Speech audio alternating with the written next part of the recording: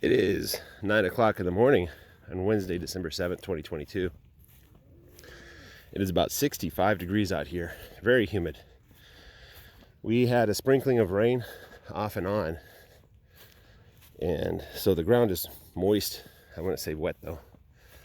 Anyway, my wife fed the sheep a treat, and we fed the cows down there their morning ration, restocked their mineral feeder. Now the cows are coming into this pasture. They're not looking too good. 21, my fat cow, she has a runny nose, so we'll see how she recovers from that. Yeah, these little buggers need hay. They need hay badly.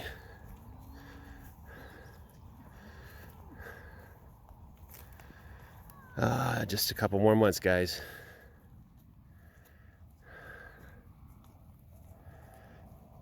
Just a couple more months. You just got to survive. So,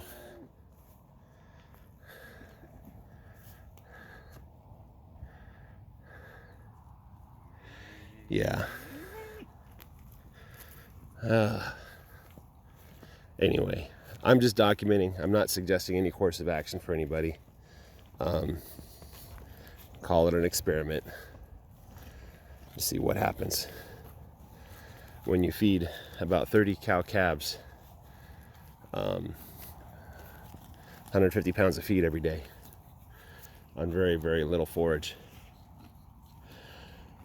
Anyway, yeah, this is, as I did a video not too long ago, about a week ago I think, where I walked towards the fence line in the southern direction. This is the direction I move the cows. Every 3.5 days we move into a new row in this direction. We have a couple more weeks where it's just not a lot of forage like this, and then as we get closer to the fence, it starts to get better.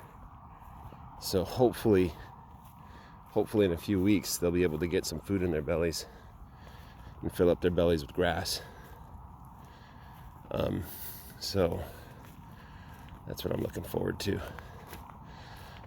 But in good news, so we had that row during Thanksgiving that they were on, that they pulverized and turned into mud.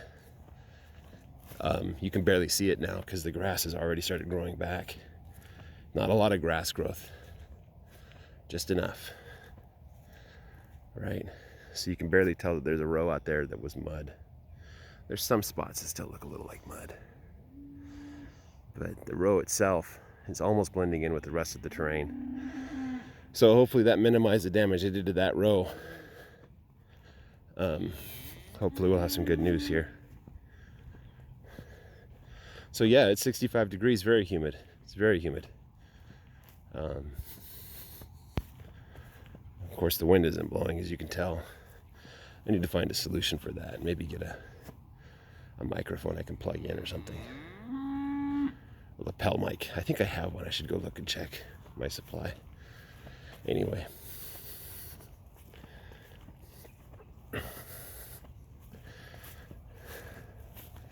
So this was part of the field that was burned. This yellow grass is either Bermuda. Yeah, it's Bermuda, left over from the summer. The green grass is most likely ryegrass. Maybe some other things are in there. The thorn bushes here are like blackberry or something like that, raspberry or blackberry or something. But that's an indication the soil is acidic, because berries like to live in acidic soil. But if you look, the sheep are going after it. So hopefully the sheep will cause it to kind of regress, or at least have a harder time surviving. Right? That's one of the reasons why I have the sheep, is they'll eat forage that the cows won't eat, clearing the way for more of the forage that the cows will eat. Right? And so the sheep are perfectly fine in these conditions.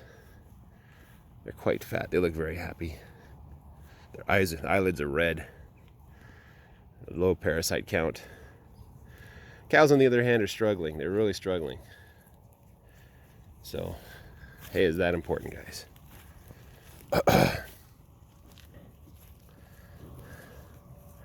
It almost looks like moss down there. Let me just kind of zoom in.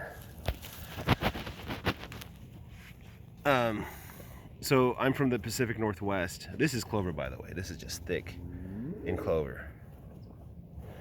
But this tiny green stuff, to me, I would think, oh, that's just moss, because we get moss growing all the time.